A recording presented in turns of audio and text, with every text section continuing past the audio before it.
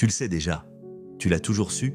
Tu as vu des choses se briser, des gens partir, tu as perdu quelqu'un ou tu le feras. Ton corps vieillit maintenant pendant que tu écoutes ces mots. L'instant présent ne reviendra jamais. Ce n'est pas une nouvelle, on le sait tous, mais parfois, quelque chose perce à travers. Une perte, un diagnostic, un moment de silence où la vérité atterrit. Et dans ce moment-là, une question remonte à la surface. Si tout finit, qu'est-ce qui compte vraiment? Ce n'est pas du pessimisme, ce n'est pas de la philosophie de salon. C'est peut-être la question la plus honnête qu'un être humain puisse poser. Et voilà ce qui est intéressant. Le Bouddha a commencé exactement ici. Il a vu la vieillesse, la maladie, la mort, et il n'a pas détourné le regard. Il avait besoin de savoir, est-ce qu'il existe quelque chose qui ne s'effondre pas, quelque chose qu'on ne peut pas nous enlever? Il a trouvé quelque chose, et c'est ce qu'on va explorer ensemble. Partie 1, l'impermanence, le sol sous nos pieds, visuel, ralenti, vapeur de café, nuages qui bougent, visage qui vieillit en accéléré, tout change, vraiment tout. Le café dans ta main refroidit pendant que tu lis ces mots. Les cellules de ton corps meurent et se renouvellent en ce moment même.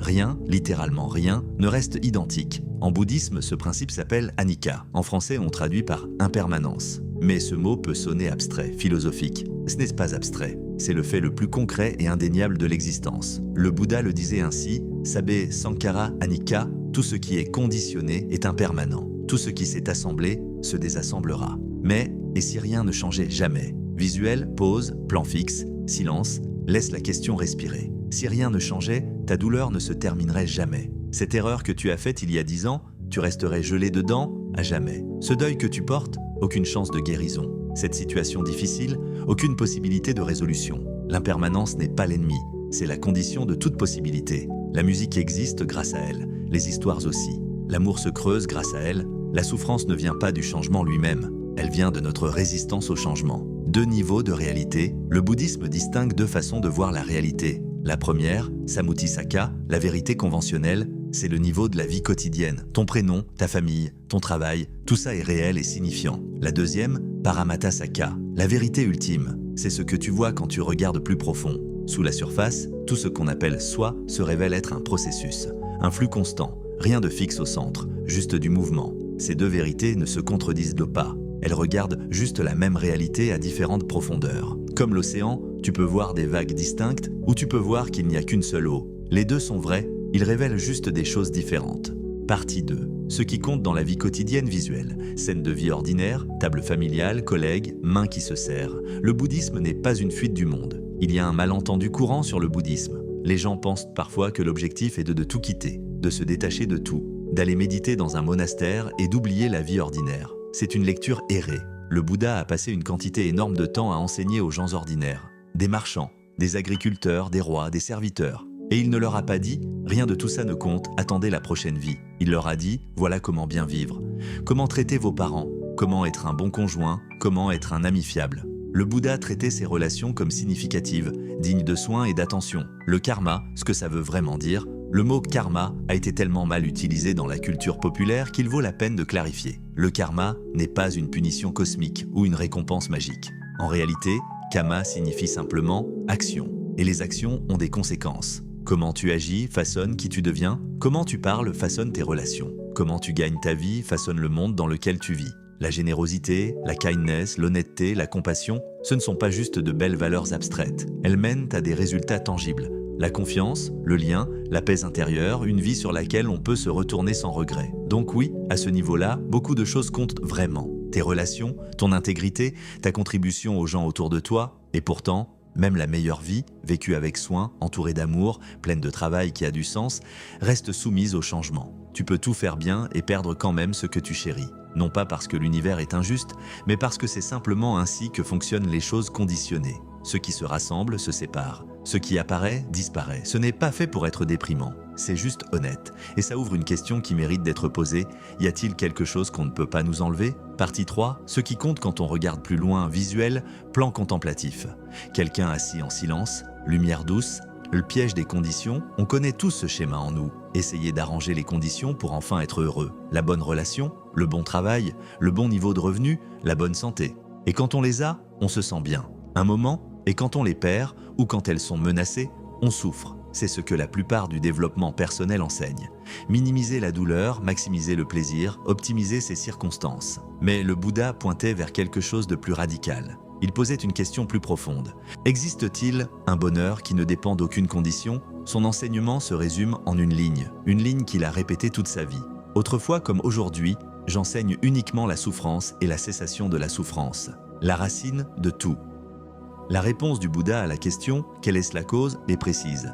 Ce n'est pas que la vie est douloureuse, parfois elle l'est, c'est vrai. Ce n'est pas que le changement est mauvais, le changement est juste le changement. La racine, c'est Tanha, souvent traduit par désir ou soif. Cette qualité dans l'esprit qui tend toujours vers autre chose, qui veut que ce moment soit différent, qui s'accroche à ce qui est agréable, repousse ce qui est désagréable, et ressent une vague insatisfaction même quand tout va bien. Et voilà l'insight clé. Cette soif ne vient pas des objets qu'on désire, elle vient de l'intérieur, c'est un schéma dans l'esprit, ce qui veut dire qu'il peut être vu, compris et relâché. Nibbana, ce que le mot signifie vraiment, Nibbana est peut-être le mot le plus mal compris de tout le bouddhisme. Dans l'imaginaire populaire, c'est une sorte de paradis spirituel, un endroit où on va après la mort. Ce n'est pas ça. Nibbana signifie littéralement « éteindre », comme une flamme qui s'éteint. Qu'est-ce qui s'éteint? Pas toi, pas la vie, pas la joie. Ce qui s'éteint, c'est le désir, l'aversion et l'illusion qui maintiennent l'esprit dans une agitation constante. Considère ceci, si ta paix dépend d'avoir quelque chose, une personne, un statut, un sentiment,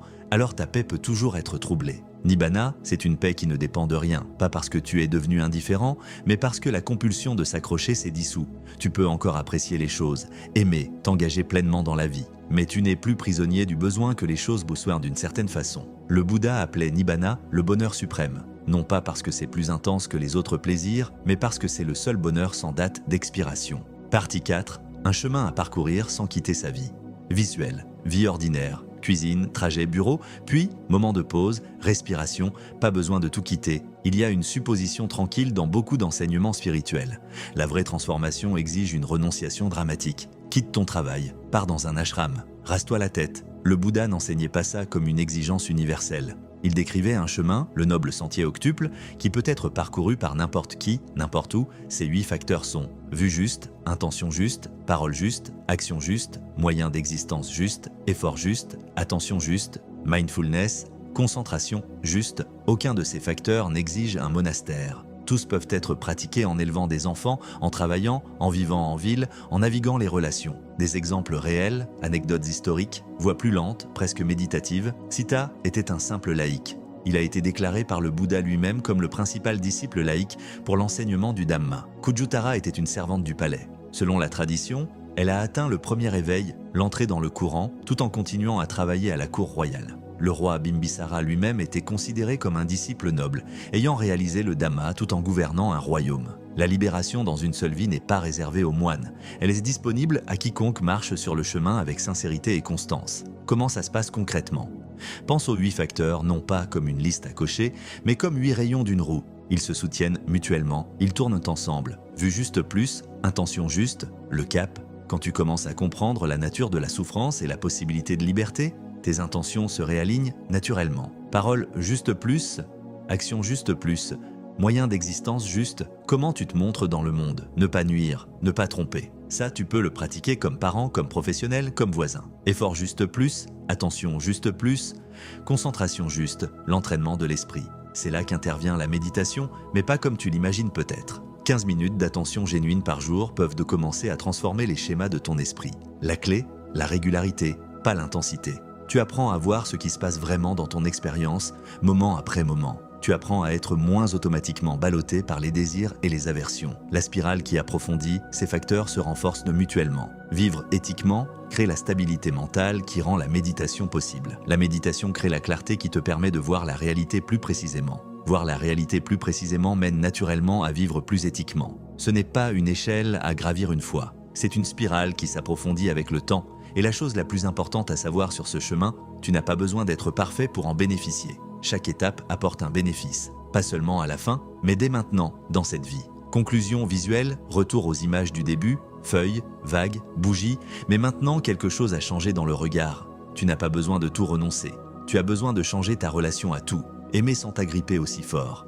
Travailler sans être esclave des résultats. Apprécier la vie en sachant que ce n'est pas toute l'histoire. Chaque moment où tu remarques un désir surgir et tu le laisses passer au lieu d'agir dessus, c'est de la pratique. Chaque fois que tu parles avec douceur, quand tu aurais pu être dur, c'est le chemin. Chaque souffle que tu observes avec pleine attention, c'est un pas vers la liberté. Tu n'as pas besoin d'attendre un éveil futur pour souffrir moins. Le chemin, c'est le but. Marcher, c'est arriver. Alors revenons à la question du début. Si tout finit, qu'est-ce qui compte vraiment? Peut-être ceci.